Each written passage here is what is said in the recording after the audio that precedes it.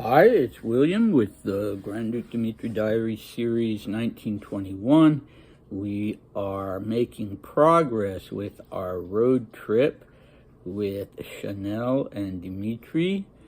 So let's see, the last diary entry was for the 9th of April, and it was their drive to Marseille.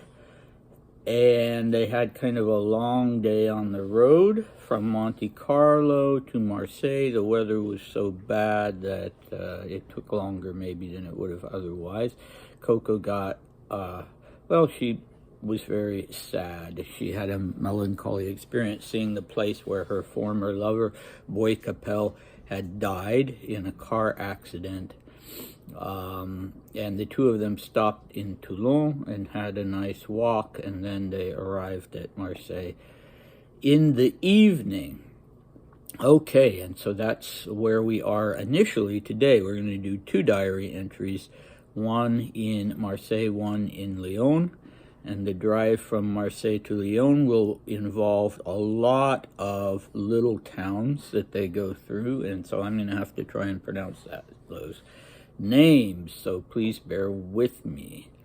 Our cast today for both diary entries, no one, just Dmitri and Coco. They're really just relying on each other's company. Okay, so we start with the 10th of April 1921, very short diary entry, a Sunday. And this is the day that they're spending in Marseille at the Hotel d'Angleterre. We decided not to go anywhere that day. The weather had gotten a little better. We got up very late and had lunch at Hôte des Phocéens, where they fed us well. Afterwards, we took a drive around the city in a taxi, but because it was Sunday, there were hardly any people out and about, and the city seemed empty and gloomy. We dined at the same restaurant and afterwards went to the cinema. We went to bed early. Okay, so the day before, when they'd arrived in Marseille, they had eaten at that restaurant, which Dmitri had described as a kind of tavern or inn that had specialty foods from Marseille, and he said they were a little disappointed, but they must have liked it well enough, because here they are back again for two meals, for both lunch and dinner at the same restaurant. And they were probably tired, so it's not surprising that they had a pretty quiet day. And I don't know why they took a taxi for their drive around town, but maybe the car was being looked over or something. And then they went to the cinema, and I had to try to find out what would have been playing in Marseille on the 10th of April, 1921, and I guess that was too specific even for AI, because I couldn't find that out. But it was fun looking at what in general one could go and see in the early part of 1921, and so many interesting actors. It inspired me to want to see which of some of these films I can watch on YouTube. So you had films with comedies with Harold Lloyd and Buster Keaton, and even some early Charlie Chaplin and Marx Brothers, and you had Rudolph Valentino in the romantic drama category, and what's her name, Mary Pickford, and lots of people who were household names, and some of them still are. At least for people who are into cinema. So unfortunately, sometimes Dmitri mentions in his diaries what movies he has seen and whether he likes them or not. But in this instance, unfortunately, he did not. Okay, so we are on to the 11th of April, the Monday, 1921, and he notes his place of his address for that day as Lyon, the Grand Hotel de Lyon. We left Marseille at 10 o'clock. The weather was a little better. The sun came out intermittently, but it was still cold. The car ran marvelously. I drove. We had to go 327 kilometers. At times we went terribly slow because the road was just awful. It was like the worst sections of our old Petrograd-Krasnoye highway. We went through Aix-en-Provence, an amazingly pretty city, then Avignon and Orange, where we spent a long time looking at a beautiful triumphal arch before leaving. Next, we took the road to Montélimar, where we arrived at 2 o'clock and stopped for lunch. We ate at some hotel.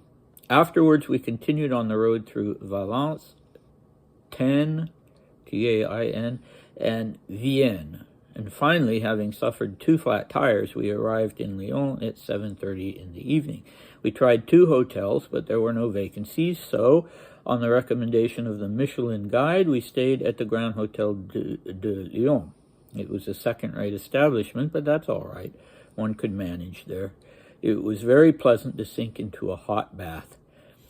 We dined very late and went to bed around 11:30. It was all quite tiring, mainly because the road had been truly awful. Coco was also a little out of sorts and tired. Okay, so they're both tired. Not surprising, I guess, that she was a little out of sorts. Heading north. They've now stopped going west and started heading north. And I'm surprised about this road, that it was so bad. I mean, they got 2 flat tires, for God's sake. And Dmitri compares it to the highway linking Petrograd to Krasnoye Selo. So Krasnoye Selo would have been best known to him as the place where the Russian army had its summer maneuvers every August. The guards in St.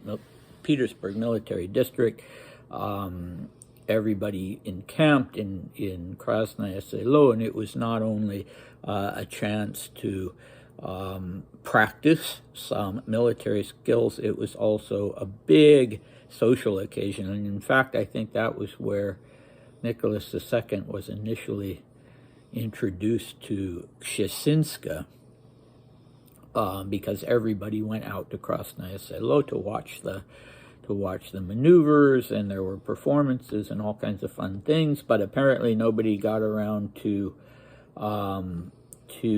building a good highway between, well, what was at that time Petersburg and Krasnoye Selo. I wonder, Dmitri makes a note of the fact that he was driving. So what was the alternative if he wasn't driving? Does he mean to say that he wants us to know that Coco wasn't driving, that she was the alternative? I just can't imagine them having a chauffeur with them.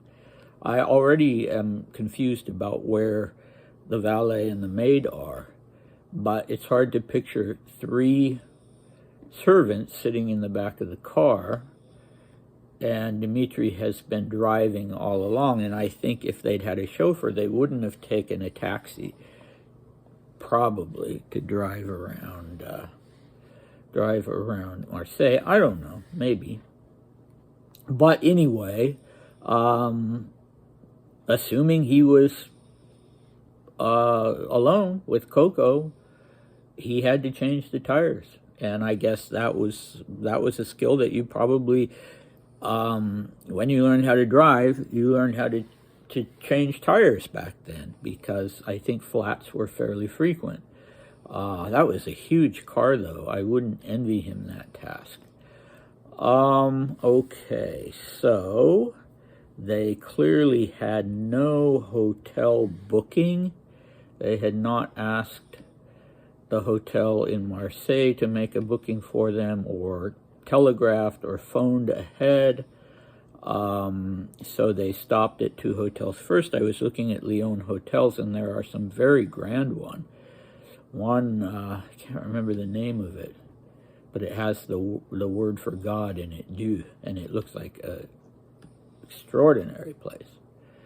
But for whatever reason, God only knows why, in mid-April, there were no hotel rooms. at the best hotels in Lyon. So they had to stay at the Grand Hotel de Lyon, and I'm told it still exists. And I don't think they would like to be called a second-rate establishment. But Dmitri, of course, was a Grand Duke, but he didn't really care. All he wanted was the hot bath. Okay, so that's about it. You know, Coco had been a pretty good sport all along, so we can allow her state of irritation, apparently, on that particular day. So what do we have next time? Well, a very active and adventurous day in Lyon. I think Dmitri enjoyed his time in Lyon better than in the other places they stopped. Certainly he didn't care much for Vichy. He didn't have much to say about Marseille, and so we'll have a fun day tomorrow, including even a sort of medieval experience with people in costumes and that sort of thing that he really enjoyed. I should just say, actually, I wanted to mention this triumphal arch that they stopped to see in a town called orange, like the fruit, but it has a different name, and I had a hard time finding it. You have to, you know, phrase it a certain way. And I think if you put in orange triumphal arch, you will come to it. It was built during the time of Caesar Augustus, and then apparently rebuilt or repaired or something during the reign of Tiberius. And I did find photos of it online, not many, and none of them, well, they might have been public domain, but I wasn't quite satisfied that they were.